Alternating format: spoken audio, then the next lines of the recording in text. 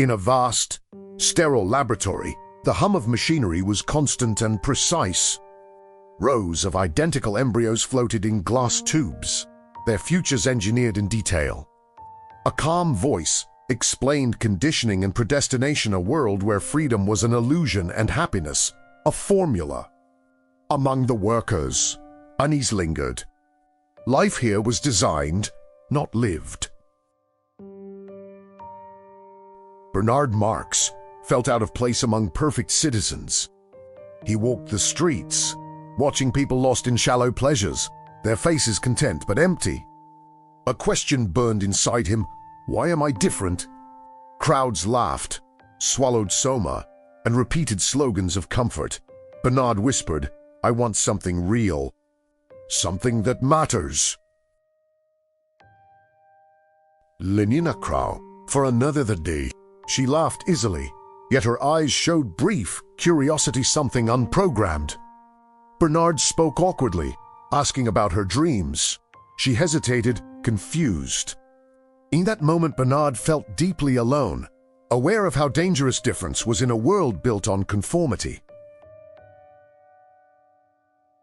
In the savage reservation, the air was raw and uncontrolled.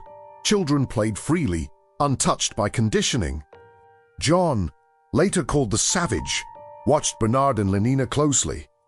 He absorbed every detail of their polished world. They, in turn, were disturbed and fascinated. A life existed beyond their system, and it was alive. John's arrival in the city overwhelmed him. Lights, blazed smiles never faded. Happiness was mandatory and hollow. He questioned rituals of consumption and distraction. His quiet voice carried weight. Why do you fear sadness? Why trade freedom for comfort?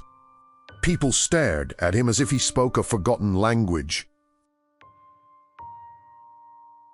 Bernard began challenging authority, pointing to the cost of manufactured happiness. His doubts were dismissed with polite smiles. John struggled to adapt. Lenina tried to comfort him, but he recoiled from the artificial ease. He longed for pain, choice, and passion, proof of being fully human. Tension led to a confrontation between John and the leaders. Control, manipulation, and the price of peace were exposed. Truths were spoken that could not be unheard. Bernard watched, divided between loyalty and awakening. John's anger was restrained, but immense, a silent storm driven by his search for meaning. In the end, John withdrew into solitude. Bernard returned, changed and haunted.